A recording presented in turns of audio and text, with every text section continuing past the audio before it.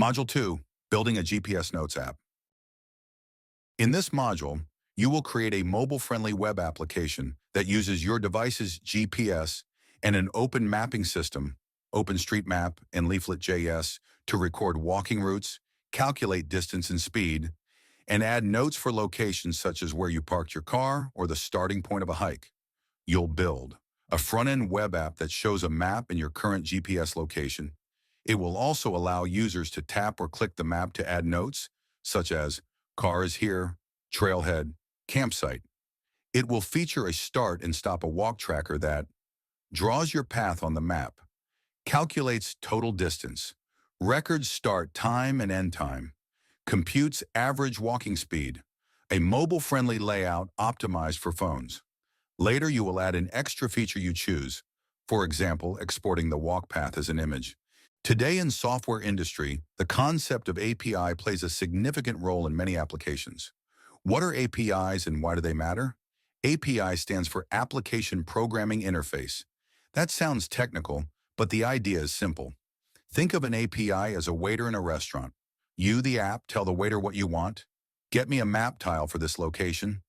And the waiter, the API, talks to the kitchen, the server, then brings back the result, map image, GPS data, weather info, etc. APIs in this module.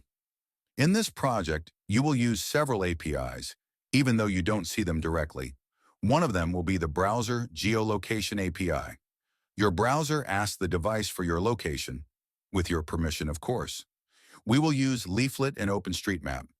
Leaflet is a JavaScript library that knows how to ask map servers for tiles, in other words, map images, and display them nicely. You will also have your own JavaScript API. Those are the functions that your app will call to compute results.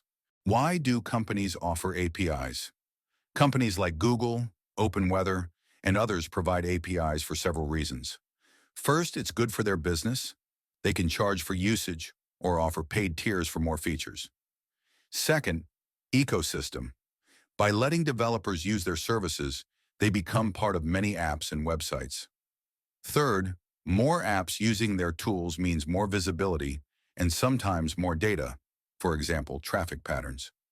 And last, it is good for innovation.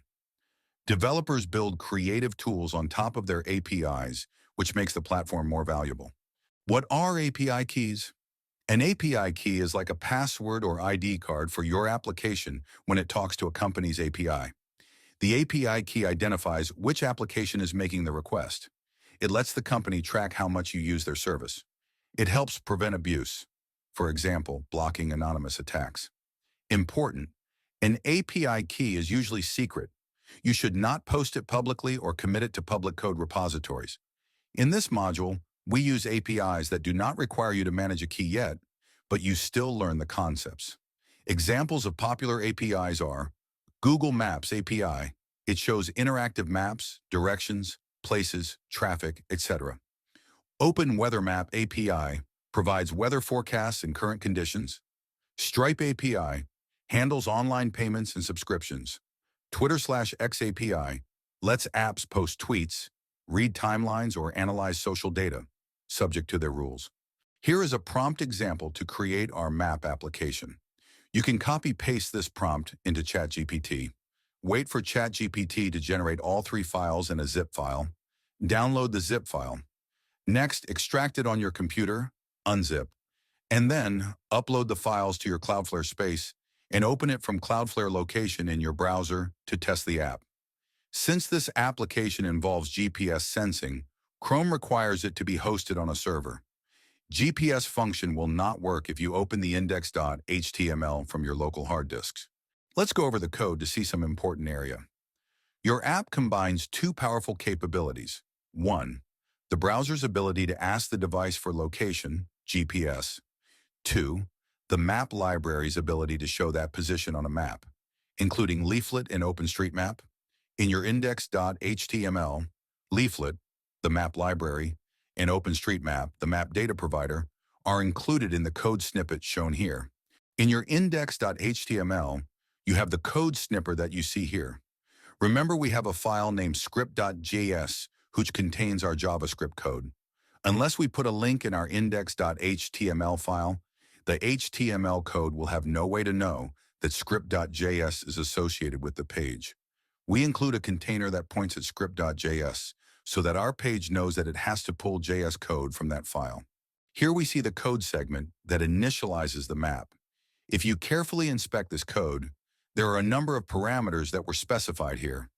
We don't have to understand what they are for, but the important takeaway is that when we use API, we often provide some input parameters so that API can give us the output that we want. Now, here we see a JavaScript function. But what is a JavaScript function? Functions are packaged codes that can be activated or called anywhere from the rest of the code. Functions usually have inputs and outputs. They do things for us. The function that we see here gets the GPS coordinates of the user. You don't need to understand every part of the code here. However, pay attention to the general structure. Notice that the whole blocks start with the word function, and then we have the name of the function. This particular function does not need inputs. There we see opening and closing parentheses. If we had inputs, those input variables would be listed inside the parentheses. Also notice how the code of the function is encapsulated within curly brackets. When this function is called, the browser will ask the user for permission. You have probably seen pop-ups like, "This site wants to know your location." Here we see an HTML script snippet. Notice that at the beginning, we have the word button, because it describes a button that is visible and active on the page. The label of the button is Locate Me. Hat is what will be written on the button on the page. Once user clicks on the button, they actually call the function we previously explained. It will activate LaceUser function. So the whole function package will run and provide the user's GPD coordinates. So this is a good example of how we call or activate or run functions. Your app allows user to add notes to locations on the map. That is a key feature of your app, providing user the ability to save notes at particular places on the map. Users can add whatever note they like, such as, "Car is parked here," or "Start of hiking trail," or "Campsite for tonight," or "Great cafe with Wi-Fi." Now, here we see the function that gets activated when the user taps on the map. Then it asks for a note and create a marker. Now, here we see the function that gets activated when the user taps on the map. Then it asks for a note and create a marker. So, how does the app that ChatGPT gave you processes distance, time, and speed? To understand what your app is doing, let's break it down in everyday terms. Imagine you have a series of GPS points, point A, then point B, then C, and so on, as you walk. The app measures the distance between A and B, then between B and C, and so on. Adds all these small distances together to get the total distance you walked. Uses the start and end time to see how long your walk took. Divides distance by time to compute average speed.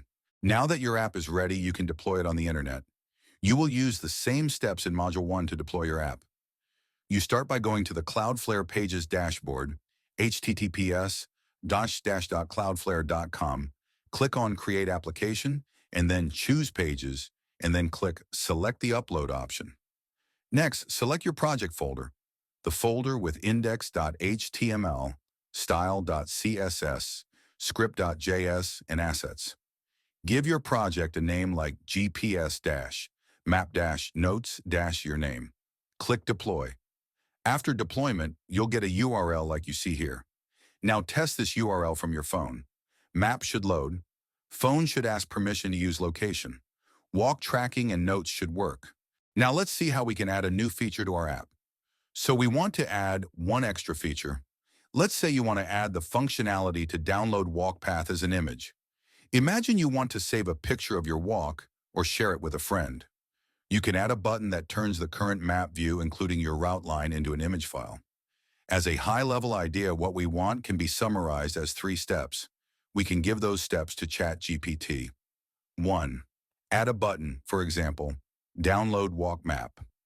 2. Use a library or plugin, such as Leaflet Image or HTML2 Canvas, to capture the map as an image. 3. Trigger a download of that image as a PNG file.